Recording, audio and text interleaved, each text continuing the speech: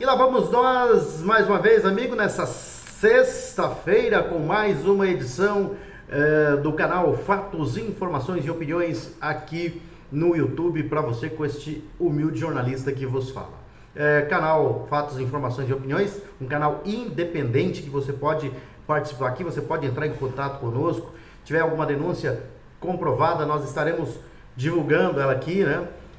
E estaremos também divulgando o seu evento cultural, esportivo. Você tem um torneio de futebol por aí, tem uma festa junina sendo realizada na sua escola, manda para cá que nós estaremos divulgando data, horário, para o pessoal já colocar na agenda. Tem um churrasco beneficente, manda para nós aqui que nós estaremos divulgando, né? E claro, precisamos também do apoio do comércio local, né? Já que nós temos aí algumas empresas, é um canal novo, né? E que começa a ter as grandes visualizações a partir de agora, e também tem alguns parceiros como a Solo Forte e a Cop Home Office, né, que já chegou por aí. Mas claro, precisamos de mais, né? Lembrando para você sempre, é um canal independente. E você que nos acompanha pode participar, né? Dando seu like aí, clicando no joinha, comentando, né? Compartilhando os nossos links aí nos grupos de WhatsApp e também se inscrevendo. Quero mandar um abraço para a Brenda Ligaio, que hoje ela se inscreveu no canal Fatos, Informações e Opiniões com Ed Moreno. Pois é, vamos lá, né? As informações. Falar primeiro do nosso parceiro Cop Home Office aqui, né? Que desde essa semana está conosco, né? Que traz aí um projeto inovador, moderno, arrojado, perfeito. Cop Home Office é um empreendimento único e exclusivo que chegou para mudar o conceito de morar e empreender em Ponta Porã. Versátil, completo, confortável e projetado com a melhor infraestrutura tecnológica e de segurança. O Cop Home Office é realmente perfeito. Perfeito para você que quer dar um upgrade na sua empresa e alcançar novos tempos. Perfeito para você que pode adquirir uma laje inteira para realizar um grande projeto. Perfeito para você que deseja conciliar casa, empreendedorismo e mais tempo para a família. E perfeito para a família, né, que merece sempre mais conforto, segurança, lazer e qualidade de vida. Cop Home Office, venha morar, empreender e ser feliz com a Cop Home Office, né, que fica ali, para quem não sabe, ainda fica ali na rua Deputada Araújo Moreira, aquele prédio bonito ali, né, que está sendo levantado ali, que já está em fase final, está em fase de conclusão, o escritório, né, para o departamento de venda, ali na frente do prédio, no prédio do supermercado Bom Gosto, né? Você entrando pela Deputada Araújo Moreira no mercado, né, no supermercado Bom Gosto, você você olhando, antes de subir na escada rolante, você já vê à sua frente ali, já vê a maquete do prédio, né?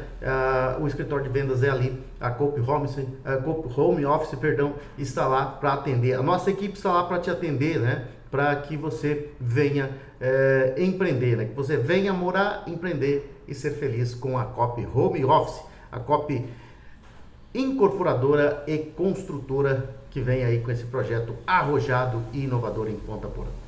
Pois é, uma notícia boa para Ponta Porã, né? Pelo menos para o esporte de Ponta Porã. Ontem, o jovem Rian, de apenas 14 anos, o Rian Gonçalves, né? Ele escreveu um capítulo muito importante na história do Taekwondo de Ponta Porã, né? E do Mato Grosso do Sul e do Brasil, porque ele representou muito bem o Brasil ontem, né? Entre os dias 4 e 14, o atleta Rian Gonçalves integrou a seleção brasileira de Taekwondo. Só por estar na seleção brasileira já é um grande feito, né? E esse evento foi disputado na Sérvia, né? São os Jogos Mundiais Escolares, o Ginasiad, né? E ele alcançou um grande feito, trazendo de lá a medalha de bronze. A medalha de bronze, eu disse ouro agora há pouco, não, é medalha de bronze, né? É uma felicidade imensa essa conquista para um atleta de Ponta Porã, né? Segundo o Paulo Barbosa, que é o técnico do Rian, ele disse que é uma felicidade muito grande. O Rian, em sua análise, se mostrou competitivo e representou muito bem o Brasil. E o Paulo diz que é com orgulho que ele vê e que a população de Ponta Porã vê, né? Um ponta poranense representar tão bem o nosso país, né? O Rian Gonçalves tem 14 anos, ele lutou na categoria até 65 quilos, né? A categoria cadete. O atleta é estudante da escola MAP e deve ganhar uma grande recepção em seu retorno a Ponta Porã. Nada mais justo do que uma grande recepção para o Rian Gonçalves, que fez história lá no Ginasíade, na Sérvia, né, no país europeu. Ele foi lá, perdeu uma luta, né, da semifinal para um atleta da Turquia, para um concorrente da Turquia, que foi o campeão, né, ou seja, perdeu para o campeão. E na decisão, né, da medalha de bronze, ele venceu um atleta da Eslovênia e ficou com a medalha de bronze honradíssima, né? E Ponta Porã com certeza está com muito orgulho do Rian Gonçalves, né, que ontem conquistou essa medalha de ouro, a medalha de bronze, perdão, lá na Sérvia. Medalha de ouro porque certamente, eu falei aqui, porque certamente ele vai em breve conseguir, porque é uma carreira bem curta e ele tem conseguido muitos títulos, importantes títulos. Começou aqui no estado, já foi a nível nacional, conseguiu essa vaga no Ginasíade lá na Sérvia e também ele está classificado para o Mundial de Taekwondo nos Emirados Árabes Unidos, que será disputado de 10 a 14 de maio deste mês, né? Emirados Árabes Unidos é o próximo compromisso do Rian. O Rian que vai então representar de novo Ponta Porã. Vai ser recepcionado pela medalha de bronze e de repente vai... a gente sabe que é muito difícil uma competição em nível mundial, mas ele está voltando para Ponta Porã, para junto com o Paulo Barbosa, da Academia Red Wolf de Ponta Porã, que tem sido colhido resultados fantásticos aqui em Ponta Porã, Academia Red Wolf com o Paulo Barbosa, e com o Rian chegou muito longe, disputando aí o Mundial, os Jogos Escolares Mundial, o Ginasíade, né, que foi disputado na Sérvia e voltou de lá com a medalha de bronze. Parabéns para esse garoto aí, que ele vai ter realmente um futuro brilhante pela frente no Taekwondo. Começamos diferente, começamos com o esporte, mas vamos para a situação política nacional, porque nós tivemos aí hoje, o que chamou a atenção foi o ex-presidente Jair Bolsonaro, né, que esteve no Rio Grande do Norte e deu entrada em um hospital na cidade de Santa Cruz, né? Ele sentiu fortes dores em decorrência do atentado à facada que sofreu em 2018 e procurou atendimento médico no Hospital Municipal Aloysio Bezerra, né? E depois ele foi transferido de helicóptero para a capital, né, do Rio Grande do Norte, para Natal, né? E uma equipe médica especializada foi mobilizada, aguardando a chegada do ex-presidente, onde ele passou o dia internado, né? E o ex-presidente Jair Bolsonaro publicou agora à tarde em suas redes sociais, né, e diz que segue, né? Ele publicou lá, abre aspas para o ex-presidente Jair Bolsonaro: sigo internado no Hospital Rio Grande, em Natal, após sentir fortes dores abdominais durante a agenda que cumpria no interior do Rio Grande do Norte. A causa foi uma complicação no intestino delgado, consequência das múltiplas cirurgias que precisei realizar, né?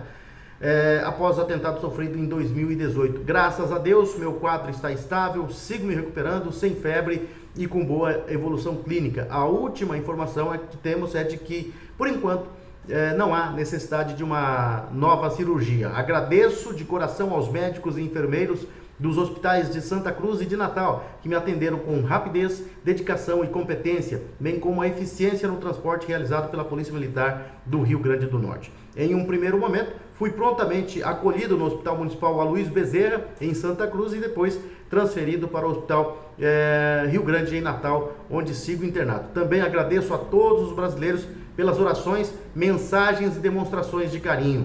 Momentos assim nos lembram da fragilidade da carne e da fortaleza que vem da fé, da família e daqueles que permanecem ao nosso lado, mesmo à distância. Com a ajuda dos médicos e proteção de Deus, em breve estarei de volta para retomar a minha missão e percorrer as 5 regiões do Brasil. Seguimos firmes, com serenidade, confiança e muita fé em Deus. Foi a publicação, né, do ex-presidente Jair Bolsonaro hoje, que segue internado em Natal, no Rio Grande do Norte.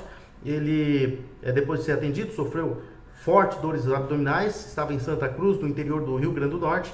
De lá, foi atendido no Hospital Municipal, ali de Santa Cruz, e passou a ser transferido lá para Natal, onde segue internado, mas já, segundo ele, mesmo falando aí sobre o que os médicos o aconselharam ou falaram para ele, reportaram a ele, de que não deve precisar de uma nova cirurgia, né? Mas esse repouso aí, e ele já quer, né, sair, receber a alta e cumprir a sua agenda, continuar a sua agenda no Rio Grande do Norte.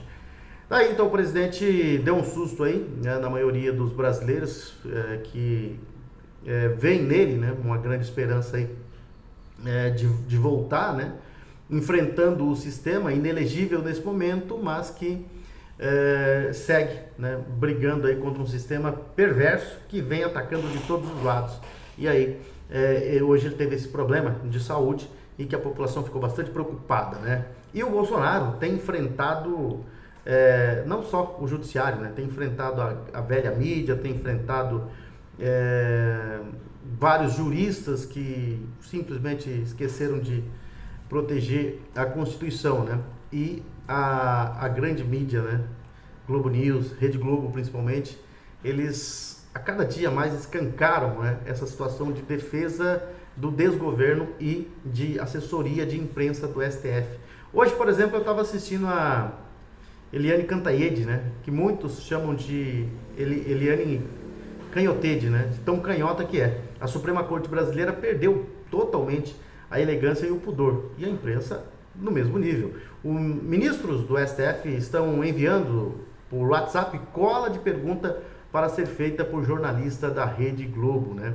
E hoje uma das jornalistas, a Eliane Cantanhede, não escondeu isso aí não, né?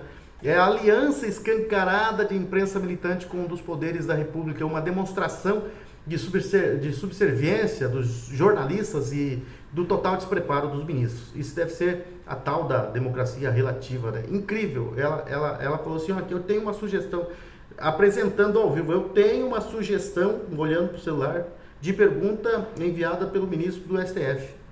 Ou seja, eles são pautados, né? As perguntas são pautadas pela grande mídia. Eles não têm mais vergonha de esconder isso aí não, né?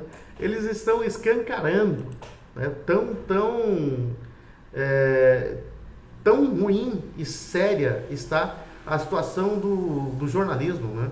Do péssimo jornalismo, porque o jornalismo no Brasil, infelizmente, acabou. Tem muita gente que fala aí, de como é que você pode, jornalistas, principalmente os de esquerda, né? Como é que você pode criticar tanto a imprensa assim se você faz parte dela?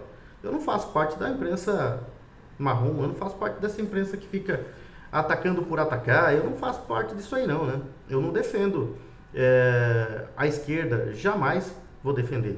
A não ser que apareça milagrosamente uma esquerda que realmente lute pelo povo, mas a gente já viu que isso é praticamente impossível. O socialismo não dá certo em lugar nenhum aqui no Brasil, muito menos, né?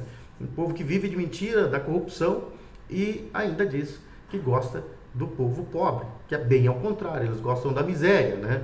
E eu jamais defenderei essa turma. Então, essa turma do jornalismo, da imprensa que defende esse governo e defende essa forma de governar, eu não faço parte dessa turma aí, né? E eu vou criticá-los, né? Porque eu não faço parte dessa turma aí. Eu não sou da turma da boquinha, né? Do faz-me rir, do dinheirinho, né? Da conveniência, vou receber e vou ficar quieto passando pano para tudo. Não, eu não, né? Não sou dessa turma aí, né? Você pode prestar serviço. Você pode prestar serviço de assessoria, por exemplo. Eu já fiz isso, né? Agora, e nunca fui muito bem visto, porque eu não sou assessor de tapinha nas costas. Nunca fui assessor de tapinha nas costas, né? Porque o tal do político, ou o tal daquela pessoa que chega ao poder, o poder é igual, a gente comenta aí muitas vezes, né, nos jantares que a gente faz, normalmente quando se toma um caldo, né, um caldo de pucheiro, como é muito comum aqui, algumas pessoas costumam dizer que não se toma caldo com pimenta. Eu já gosto, né? Mas por que diz isso? Porque a pimenta potencializa, o caldo quente potencializa a pimenta, ou seja, ela fica forte. Se ela tem um grau, um teor fraco, ela se torna mais forte. Se ela é forte, ela vai ficar mais forte ainda, né? E é assim com o político que chega ao poder, né? A arrogância, ele já tem, só que o poder potencializa a arrogância. E assim acontece aqui em Ponta Porã, acontece no nosso estado, acontece no Brasil hoje, né? Isso está tão claro, e acontece em vários lugares do mundo, né? Aquele arrogante que chega ao poder, ele tem o poder potencializando, né? Aumentando a arrogância do cidadão. Isso acontece muito, né? Bom, vamos seguindo aqui, vamos seguindo com as nossas informações aqui. Vamos falar agora da anistia, né? do PL da anistia, porque a oposição conseguiu, né? As 257 assinaturas que precisava, né? Para pautar a emergência do PL, né? E só que tem mais, né? Passou dos 257, com mais de 260 deputados apoiadores. O Partido Liberal, o PL, quer pautar a anistia do plenário na Câmara dos Deputados ainda neste mês de abril, né? Ao todo são necessários 257 votos para aprovar a proposta. Durante a coletiva de imprensa dessa sexta-feira, o líder do PL na casa, o Sóstenes Cavalcante, do Rio de Janeiro, afirmou que em nenhum momento deixou de conversar com o presidente Hugo Motta sobre a tramitação da anistia. Abre aspas para Sóstenes Cavalcante. Em nenhum momento nós do PL fizemos ataques ao presidente Hugo Motta por entender a dificuldade da matéria para o cargo que ele exerce. Reconhecemos que Hugo Motta teve apoio tanto do PL quanto do PT, mas ele sempre foi muito transparente conosco. O líder do PL ainda explicou que quando Motta pediu aos líderes partidários para que não assinassem o requerimento de urgência da proposta na semana passada, comunicou ao presidente que mudaria a estratégia da casa. Quando Motta disse que ia pedir aos presidentes para não assinarem o PL da anistia, eu disse que iriam usar recursos que tinham para fazer a pauta avançar, que seria de apoio dos parlamentares, segundo afirmou o Sóstenes Cavalcante, né? E o Sóstenes, ele esclareceu que a lista de apoiadores não será divulgada no momento para resguardar integrantes de partidos de esquerda e centro que apoiaram a pauta. Ele disse que foram perdidas 3 assinaturas ontem ao longo do dia por conta da divulgação sem autorização dos nomes. E abre aspas, né, para o Sóstenes Cavalcante mais uma vez. Não vão expor nomes de todos os partidos, pois os partidos de esquerda assinaram e pediram para não divulgar, segundo explicou Sóstenes. A orientação neste momento é não divulgar os nomes para proteger os que assinaram. Quando a gente tiver uma margem folgada e autorização, vamos divulgar os nomes. Vou manter o compromisso de não expor essa lista, né? Mas já passa de 260. Ontem 3 desistiram por terem os nomes divulgados. O parlamentar analisou que com mais de 260 apoiadores será questão de dias ou semanas para que se possa virar essa página na Câmara. Vamos trabalhar daqui para frente para que a gente possa aprovar essa matéria, segundo disse o Sóstenes Cavalcante. Tenho convicção de que esse texto, chegando no plenário, vai passar com mais de 300 votos. Para quem está preso preventivamente há mais de 2 anos, sem transitado em julgado, só pode ter ido a uma manifestação sem ter quebrado nada. 1 minuto para esse pessoal, nessa situação, é uma eternidade, segundo o Sóstenes Cavalcante, né? Sóstenes agradeceu ao apoio dos demais líderes e presidentes partidários a pauta, né? Como o União Brasil, por exemplo, e o Republicanos, que deram o maior número de assinaturas. Agradeço ao grande presidente Gilberto Kassab do PSD, também a Ciro Nogueira do PP pelo apoio. Foi o que declarou o Sóstenes Cavalcante, que seguiu dizendo: Baleia Rossi do MDB e Isnaldo Bulhões do MDB não se envolveram diretamente, mas também quero agradecer a eles porque não atrapalharam, né? Por fim, o líder do PL agradeceu a bancada do Partido Novo na Câmara, que apesar de serem 4 deputados, deram 100% apoio. O Partido Novo foi o primeiro aliado nessa causa, por isso esse agradecimento. Agora, o líder Sóstenes vai entregar o documento com as assinaturas em apoio ao PL da anistia para o presidente da Câmara dos Deputados, Hugo Motta, do Republicanos, que estrategicamente resolveu dar um passeio, né? E só volta depois da Páscoa. O objetivo é sensibilizar Motta e assim conseguir pautar o requerimento e a votação do projeto. Segundo apurou a revista Oeste, em encontro com Bolsonaro na quarta-feira, o presidente da casa afirmou que poderia pautar a anistia na casa se houver um consenso, um apoio da maioria e clima para a votação. Para que o requerimento de urgência seja pautado no plenário, é preciso ter a assinatura dos líderes partidários. Na semana passada, Motta pediu a esses parlamentares para que não assinassem o documento e, por isso, a oposição iniciou uma força-tarefa para angariar as assinaturas de apoio da maioria absoluta dos deputados da casa para negociar a votação com o presidente. E pressão popular. Essa pressão popular tem que continuar, senão eles correm, senão eles mudam de opinião. A pressão popular tem que aumentar. É só esse povo aí, que esse pessoal da política tem medo. Da reação popular, né? Do manifesto popular. Quanto mais manifestação popular, mais pressão eles cedem. Político tem medo de povo, né? Do povo, da reação popular. E aqui pelo Mato Grosso do Sul, a indefinição sobre o futuro do PSDB está atrapalhando a vida de deputados e pré-candidatos à reeleição para deputados no próximo ano em Mato Grosso do Sul. O Diretório Nacional acabou travando as negociações e, no momento, a alternativa mais viável é justamente a criticada por lideranças do Estado, né? O Podemos já aceitou fazer uma fusão com o PSDB, mas aguarda a resposta de lideranças tucanas. No Estado, a maioria das lideranças tucanas é contra, porque entende que pouco mudará no tamanho do partido, já que as duas siglas são consideradas pequenas. Apesar da oposição, uma possível fusão pode acabar ajudando quem está de olho na janela para deixar o partido. É o caso dos deputados estaduais, federais e principalmente vereadores. Se aprovada a federação, essa fusão, né, caminho mais provável, hoje, né, os deputados não poderão trocar de partido. Para isso, terão que esperar a janela partidária que será aberta em março do próximo ano. Uma possível fusão com o Podemos pode ajudar principalmente os vereadores que teriam aí uma carta branca para mudar de sigla e assim acompanhar Eduardo Riedel do PSDB e Reinaldo Azambuja também do PSDB para um novo destino a ser definido. Prefeitos assim como no caso do governador Eduardo Riedel, né, o governador Eduardo Riedel, eles podem deixar o mandato a qualquer momento, porque os votos são considerados dos candidatos, não de partidos, como é o caso de vereadores e deputados, né? No caso de vereadores e deputados, né? No caso do executivo, não. O governador, ele pode mudar, né, do partido.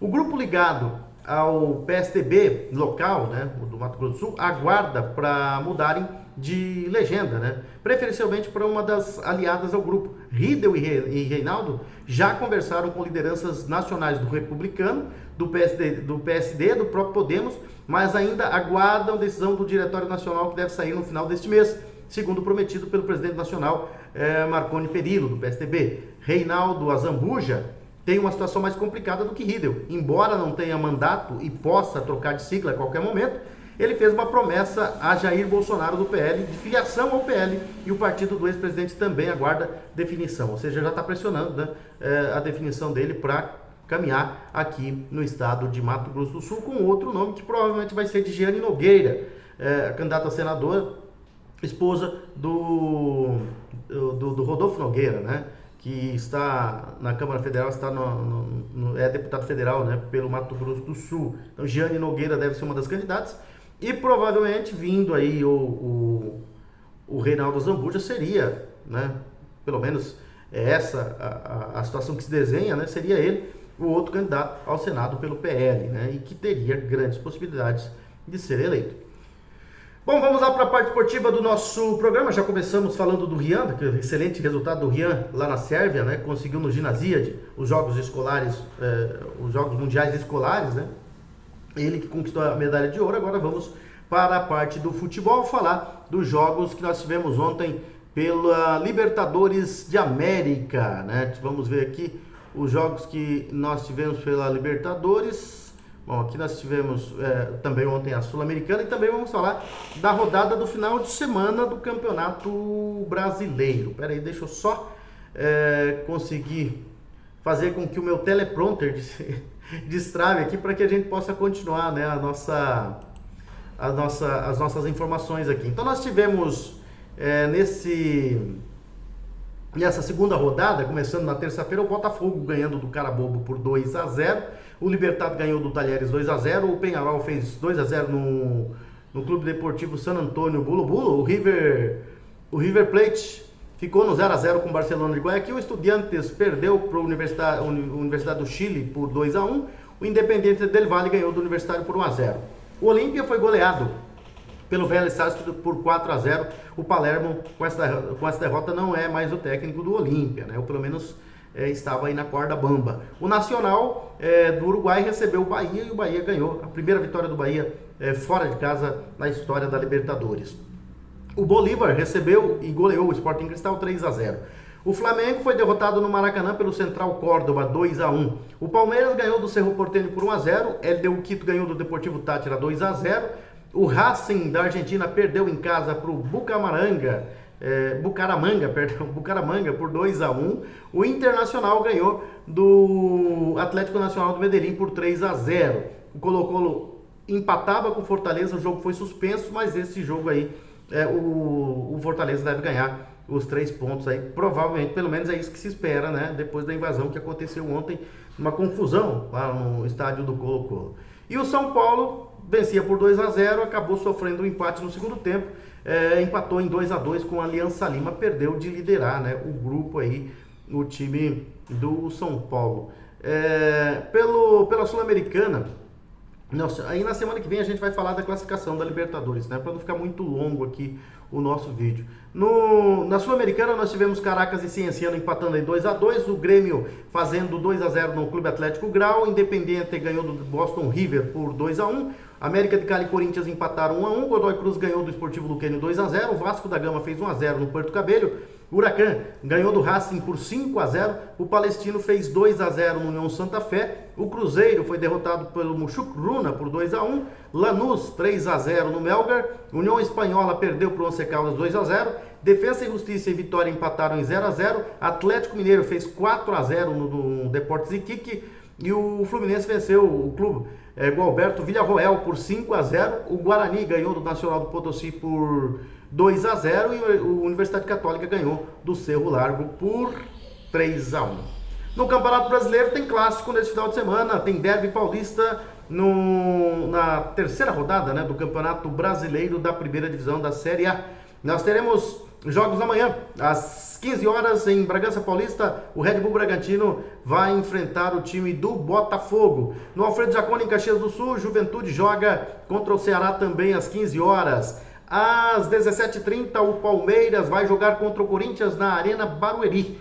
Tem um show do Gilberto Gil lá no Allianz Parque e o jogo vai para a Arena Barueri, né? O Palmeiras manda seu jogo lá contra o Corinthians.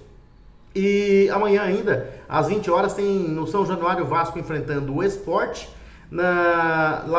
Já no domingo, lá em Salvador, na Arena Fonte Nova, tem Bahia e Mirassol. Às 16h30, no Morumbi, tem São Paulo e Cruzeiro. O Grêmio, na sua arena, vai enfrentar o Flamengo. No Maracanã, o Fluminense enfrenta o Santos. No Castelão, Fortaleza joga contra o Internacional, domingo às 19 horas. E às 19h30 tem no Mineirão Atlético Mineiro e Vitória. É isso aí, são essas as informações. Grande abraço a todos, tenham um excelente final de semana. Nós estaremos de volta, se houver alguma informação urgente, né? Nós estaremos de volta a qualquer momento, mas nós estaremos provavelmente voltando na segunda-feira para trazer mais informações para você aqui no canal Fatos, Informações e Opiniões com Ed Moreno. Mais uma vez, excelente final de semana a todos, aproveitem bem o final de semana e nós estaremos de volta na semana que vem com mais informações.